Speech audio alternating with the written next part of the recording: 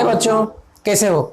आज इस क्लास में हम आइडियल और नॉन आइडियल सॉल्यूशन के बारे में डिस्कस करेंगे और राउल्स लॉ के ऊपर, हेनरी लॉ के ऊपर कुछ प्रॉब्लम्स करेंगे, न्यूमेरिकल्स करेंगे। ठीक है, अब देखो आइडियल और नॉन आइडियल सॉल्यूशन क्या है। आइडियल सॉल्यूशन किसे कहते हैं, ठीक है, आइडियल सॉल्यूशन किसे कहते हैं। मान लीजिए दो लिक्विड लेते हैं और उसको मिलाते हैं, एक सॉल्यूशन बनाते हैं। ठीक है, एक सॉल्यूट है और एक सॉल्वेंट है, उसमें से एक लिक्विड सॉल्वेंट है और दूसरा सॉल्यूट है, दोनों मिला के हम एक सॉल्यूशन तैयार करते हैं। अगर सॉल्यूशन तैयार करने के बाद अगर उसका रिजल्टेंट वॉल्यूम दोनों का वॉल्यूम जोड़ के जितना का उतना ही रहना चाहिए, यानी delta V mix is equal to zero, यानी change in volume will be zero और delta H mix is equal to zero, यानी उसमें से कोई हीट ना एवॉल्व होगा ना हीट नीड करेगा। ठीक है, और दूसरा क्या होगा, that solution should obey the Raoult's law. Raoult's law क्या था, p a is equal to P not a into x a, p b is equal to P not be into x. ये राउल्स लॉ ओबे करेगा, उसका volume में कोई change नहीं होगा ना हीट में कोई चेंज होगा, तो उसको हम बोलेंगे आइडियल सॉल्यूशन। आप समझ गए। मान लीजिए एक एग्जाम्पल मैं देता हूँ हम बेंजीन को लिए 95 मिलीलीटर और टॉलिन के लिए 5 मिलीलीटर, तो कितना हो गया, दोनों मिलके 100 मिलीलीटर। यानी हम जब वो दोनों को मिलाएंगे, when will mix both the liquids, what will happen, the resultant volume will B 100 ml, यानी 95 प्लस 5 इज इक्वल टू कितना, 100, not more than 100, not less than 100 होना नहीं चाहिए, यानी 100 होना चाहिए। और उसका जो टेम्परेचर होगा जब हम सॉल्यूशन बनाएंगे, सॉल्यूशन के बाद ही उसका वही टेम्परेचर रहेगा। और ये जब सॉल्यूशन फॉर्मेशन होगा, no heat will be evolved or no heat is required for that, तो we can tell that delta H mix is equal to 0। और ये सॉल्यूशन क्या होगा, राउल्स लॉ को ओबे करेगा, राउल्स लॉ को ओबे करेगा। और तीसरी वजह से हम कह सकते हैं किसको आइडियल सॉल्यूशन कहेंगे। मान लीजिए हम दो मिलाते हैं, अभी ए हो गया बेंजीन, बी हो गया टॉलिन।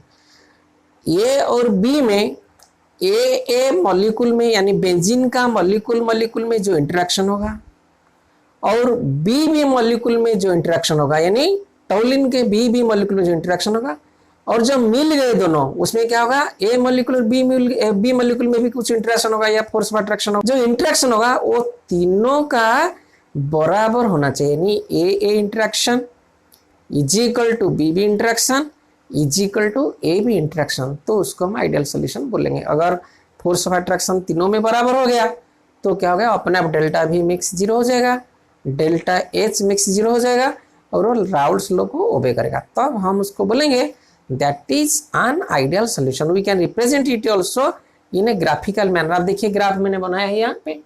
अभी क्या है, अभी इधर n a is equal to 1 मैंने लिखा है, n b is equal to 0, it means pure है। यानी अगर हम 0 पॉइंट इनिशियल पॉइंट पे ले तो इधर क्या था ना, solvent a is equal to 1, यानी mole fraction of solvent a is equal to 1। इधर मोल फ्रैक्शन ले रखे, इधर वेपर प्रेशर ले रखे, mole fraction of solvent a is equal to 1, b is equal to 0 रहता है। इसका मतलब क्या है, अभी प्योर ए है, मतलब सिर्फ ए है।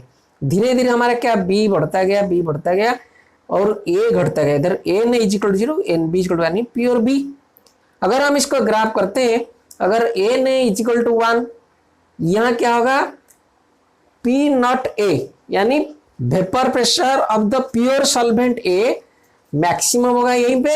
जैसे ही मोल फ्रैक्शन बढ़ेगा क्या होगा, घटेगा, it will reduced and it will reach at 0 at the point when n is equal to 0। जब मोल फ्रैक्शन 0 हो जाएगा तो ये क्या हो जाएगा, इसका vapour pressure of pure solvent will be 0 according to Raoult's law.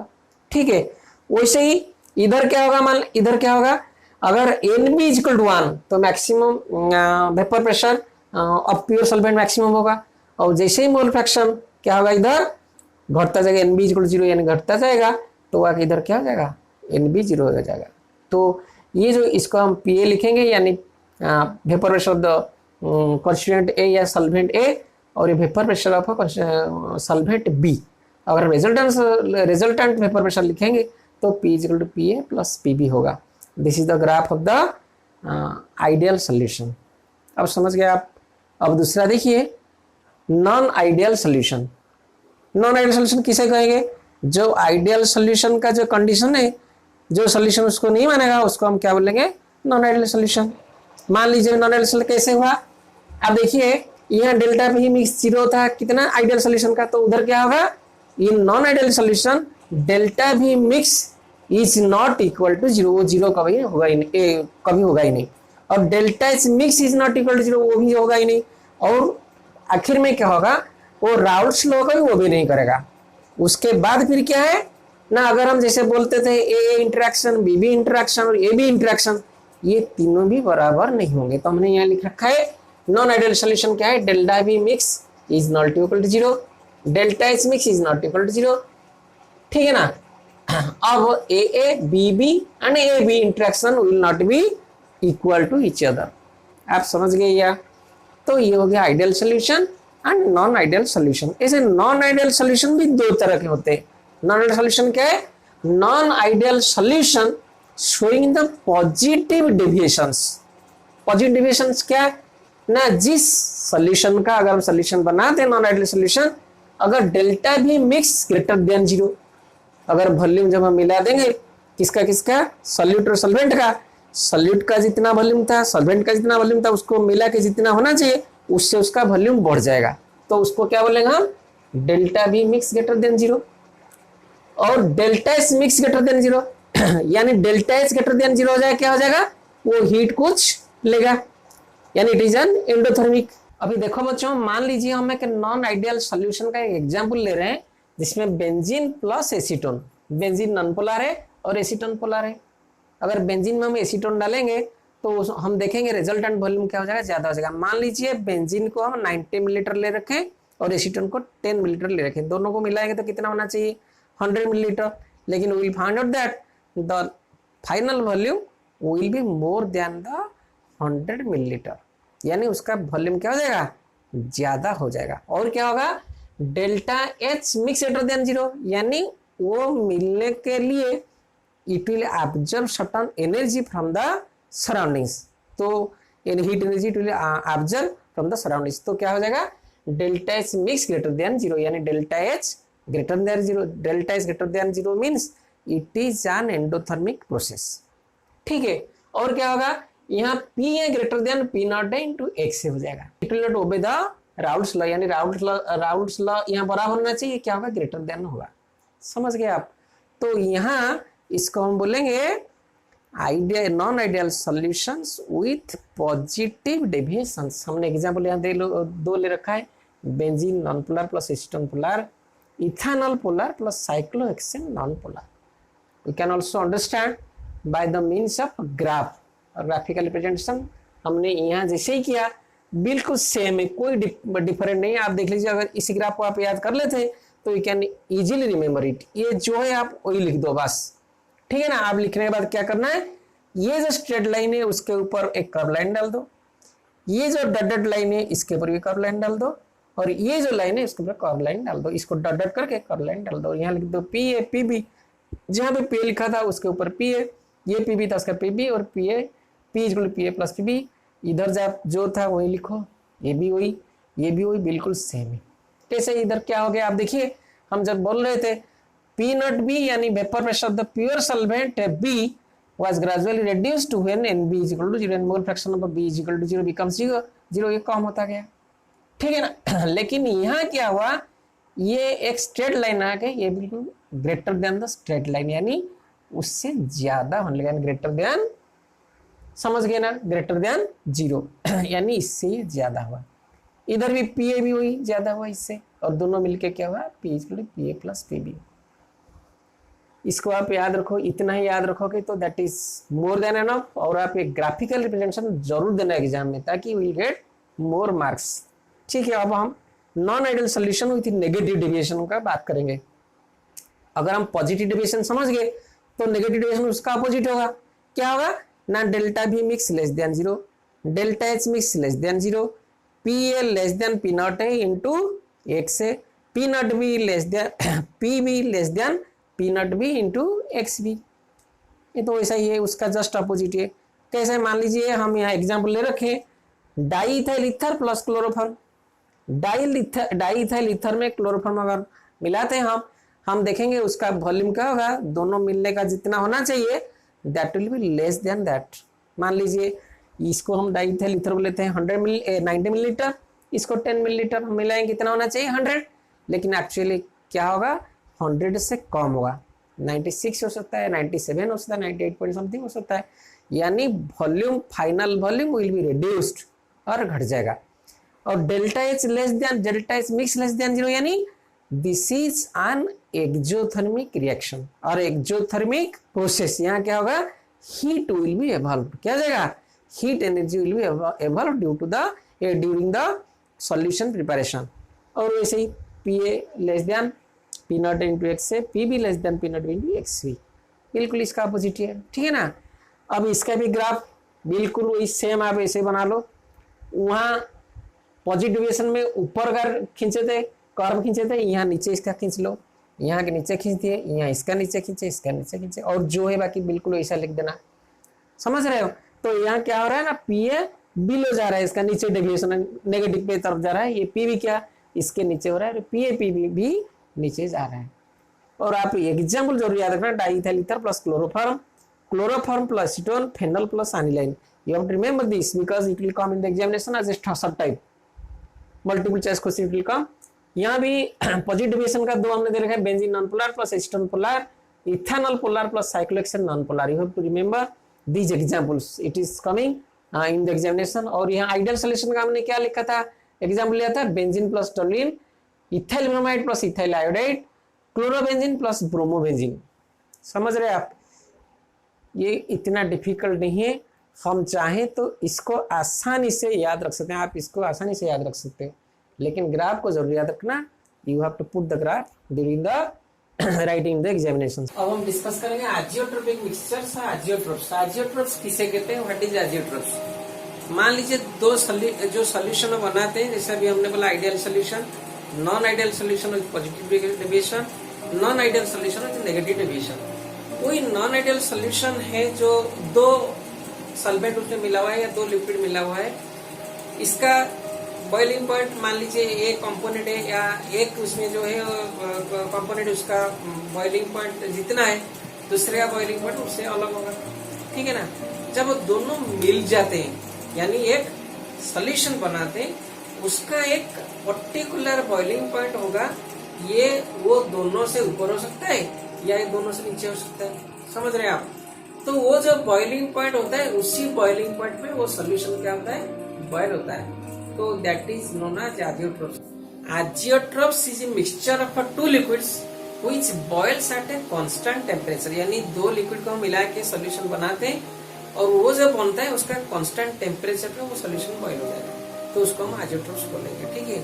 लेकिन ये आजियोट्रोप्स दो तरह के होते हैं, हमने लिखा है, एक है मिनिमम बॉइलिंग आजियोट्रोप्स, दूसरा है maximum boiling azeotropes. Minimum boiling azeotropes कौन सा है, ना the non ideal solution which shows positive deviation, those are called minimum boiling azeotropes. जो पॉजिटिव डेविएशन दिखाते थे उस वक्त आइडियल नॉन आइडियल सॉल्यूशन, उनको हम क्या बोलेंगे, minimum boiling azeotropes. Minimum boiling आजियोट्रोप्स क्या है, मान लीजिए दो सल्फेट दो लिक्विड से एक लिक्विड का जितना बॉइलिंग पॉइंट है दूसरे का अलग है, जब वो मिल के सोल्यूशन बनाएंगे उनका जो फाइनल क्या होगा ना बॉइलिंग पॉइंट होगा, ये क्या होगा, मिनिमम होगा, यानी दोनों से मिनिमम, ये दोनों के बिलो होगा। अभी एग्जाम्पल आप देखिए, मान लीजिए दो कंपोनेंट है, एक ए और एक बी, ये मान लीजिए H2 हम ले रखे हैं और उसका बीपी क्या है 373 केल्विन है। कंपोनेंट बी का हम C2H5OH ले रखे हैं, इसका बीपी कितना है 351.3। अब यहाँ देखिए अभी बी कितना मिला इसमें, यानी C2H5OH 95.57% और बाकी वाटर इसमें मिला है, इसका बॉइलिंग पॉइंट कितना हो गया 351.15। अभी देखिए ये 351.3 से कम है और 373 से कम है, इसका मतलब ये दोनों का बॉइलिंग पॉइंट जो था, जब ये दोनों ने मिल के they formed a solution, their final boiling point is getting reduced, तो that's why you are calling it as minimum boiling azeotropes, समझ गए। अब ऐसे दूसरा एग्जाम्पल हमने ले रखे हैं, कंपोनेंट ए हो गया H2O, दूसरा हो गया CH3COCH5, इसका बॉइलिंग पॉइंट 373, इसका था 352.6, या परसेंटेज बी कितना था 88.7 और इसका क्या होगा फाइनल बॉइलिंग पॉइंट कितना 346.41। अभी देखिए 346.41 इससे भी कम है और इससे भी कम, यानी फाइनल टेम्परेचर कितना, बॉइलिंग पॉइंट कितना हो गया, ये दोनों से कम हो गया। समझ गए। तीसरा भी ऐसे CS2 इसका 319.25, CS3 का कितना 329.25 और मास परसेंटेज बी का 33 और इसका 312.25 इससे कम है, इससे भी कम है। आप समझ गए। तो that's why it is called minimum boiling isotopes, यानी जो इंडिविजुअल लिक्विड्स होगा उनका जो बॉइलिंग पॉइंट होगा, जब सॉल्यूशन बन जाएगा उनका फाइनल बॉइलिंग पॉइंट वो दोनों इंडिविजुअल से जरूर कम होगा, तब हम उसको बोलेंगे minimum boiling isotopes. Minimum boiling isotopes कौन सा है, non ideal solutions which shows positive deviations are known as minimum boiling isotopes. वैसे ही हम जाएंगे अभी मैक्सिमम बॉइलिंग आइसोटोप्स, वो कौन सा होगा, उसका अपोजिट यानी नेगेटिव डिविएशन आइडियल सॉल्यूशंस होंगे। नेगेटिव डिविएशन जो शो करेंगे उनको हम क्या बोलेंगे, मैक्सिमम बॉइलिंग आइसोटोप्स। यानी मान लीजिए दो लिक्विड्स हम ले रखे हैं, जब हम उनको मिला देंगे उनका boiling point individual boiling point जो होगा, जब वो सॉल्यूशन फॉर्म होते हैं उनका बॉइलिंग पॉइंट उससे ज्यादा हो जाएगा, कंपोनेंट ए और कंपोनेंट बी से भी ज्यादा हो जाएगा। अभी हम एग्जाम्पल दे रखे हैं, यहाँ देखिए H2O कंपोनेंट है, HCl कंपोनेंट बी, H2O का 373, HCl का 293, मास परसेंट बी का 20.23 और बॉइलिंग पॉइंट कितना 385.5 पर। देखिए 293 से ज्यादा है, 373 से भी ज्यादा है, तो फाइनल बॉइलिंग पॉइंट क्या हो गया, बहुत ज्यादा है, दोनों से बहुत, यानी दोनों से ज्यादा, इंडिविजुअल से ज्यादा हो गया। यहाँ देखिए H2 का 373 था, HCl का 359 था, मास परसेंट 68 बी का था और इसका कितना 393.5, इससे ज्यादा है, इससे भी ज्यादा है।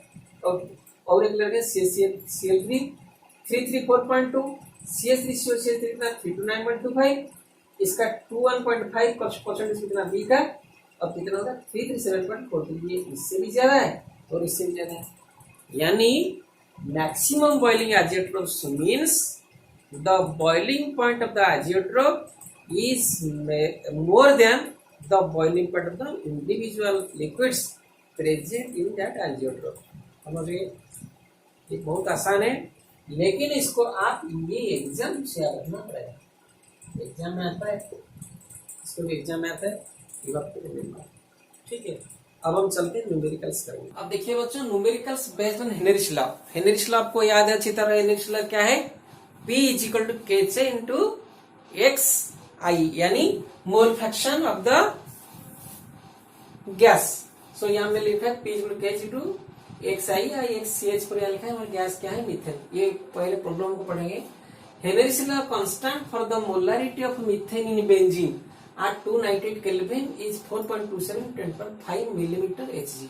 Calculate the solubility of methane in benzene at 298 Kelvin under 760 mm Hg. तो यहाँ तो पहले क्या बात है, 298 यानी टेम्परेचर कांस्टेंट। गैस कौन सा है, मीथेन है।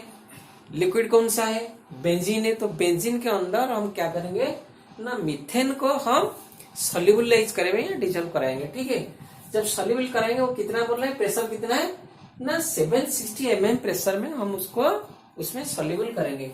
और इसका केस कितना, हेनरिच लॉ कांस्टेंट कितना दे रखा है 4.27 10.5 मिलीमीटर ऑफ Hg। तो बिल्कुल आसान है। सोल्यूबिलिटी का क्या मतलब, solubility of methane nothing but mole fraction of methane, हमने अच्छी तरह डिस्कस किया था। मोल फ्रैक्शन ऑफ मीथेन यानी we can write XCH4।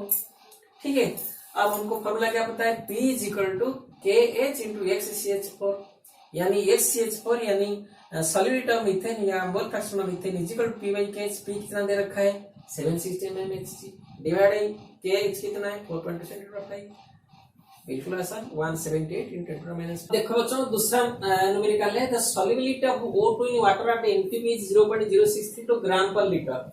At what pressure 1 liter of water at O2 at 0 degree Celsius dissolves 4.00 gram of O2।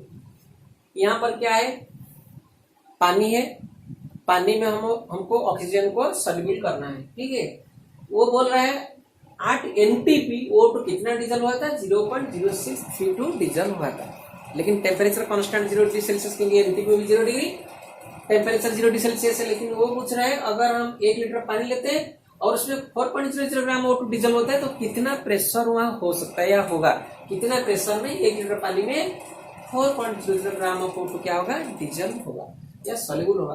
तो given data solute O2 at MTP कितना grams per litre में दे रखा है, concentration कितना दे रखा है 0.0632, प्रेशर कितना दे रखा है 1 atm, एमटीपी है तो 1 atm, solute O2 at 0 degree Celsius कितना दे रखा है 4.00 ग्राम पर लीटर, यानी m2 4.0 प्रेशर हमको निकालना है। ठीक है, we know as per Henry's law क्या पता है हमको P into Kh xi, xi is the mole fraction। from this equation we can derive m1 by p1 is equal to k, m1 by p1 is equal to k and m2 by p2 is equal to k, यानी concentration divided by pressure is equal to Henry constant, या concentration by pressure is equal to Henry constant, यानी दोनों बराबर होगा। तो we can normalize that m1 by p1 is equal to m2 by p2 is equal to, so हमने लिखा m1 by p1 is equal to m2 by p2, m1 इधर कितना लिखा है 0.0632 डिवाइडेड p1 कितना 1, m2 कितना है 4.00 divided p2 have to determine,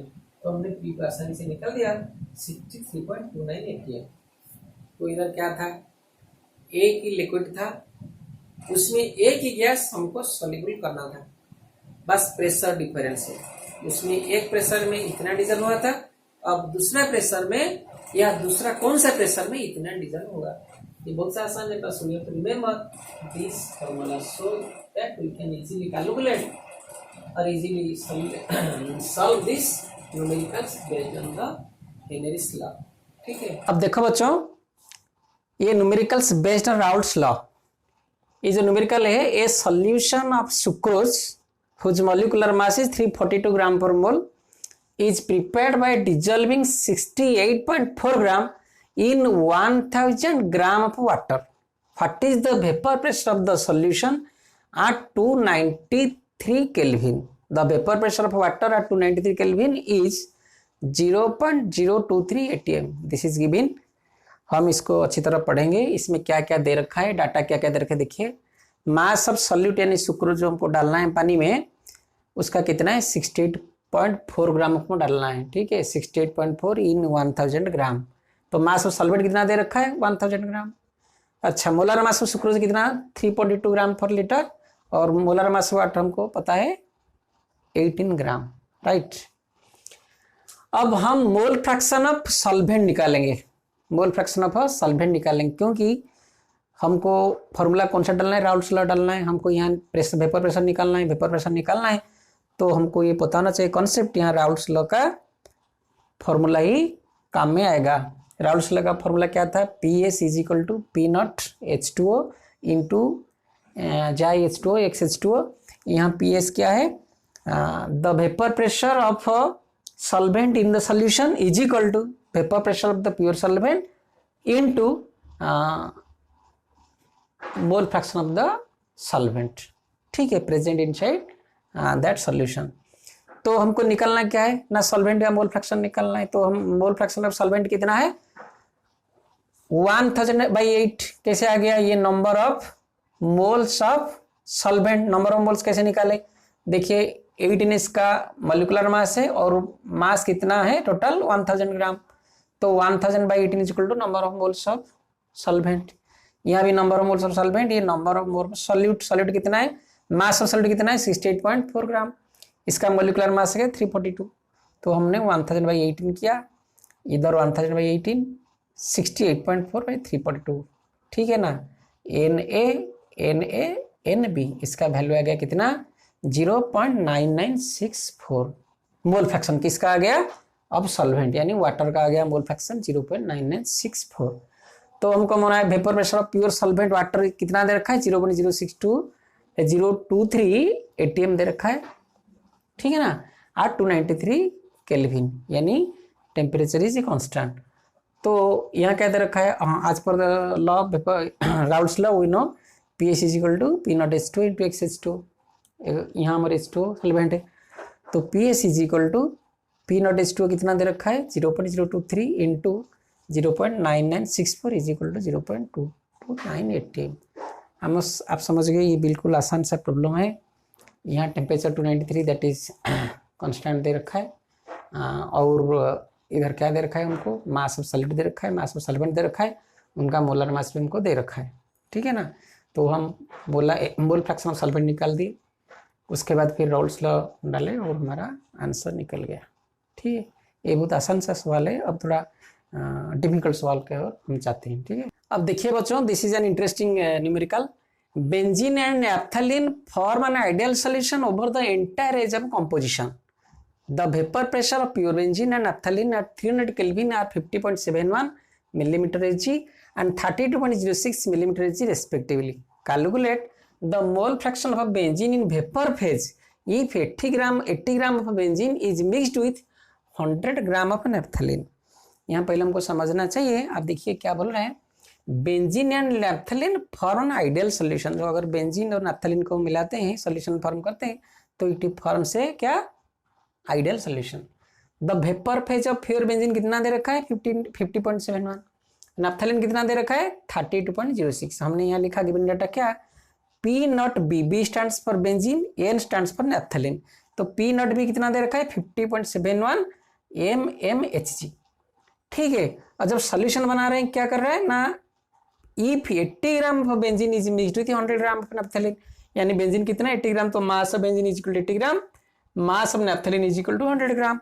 और नैप्थलीन का कितना दे रखा है vapour pressure at pure state 30.06, तो p not n is equal 32.06। हमने डाटा लिख दिया, ये आप समझ गए। दिस इज इंपॉर्टेंट, हमको डाटा नोट करना है। अब हम देखें मोल फ्रैक्शन ऑफ बेंजीन कैसे निकालेंगे। मोल फ्रैक्शन क्यों निकालेंगे, हमको पता है यहाँ क्या निकालना है,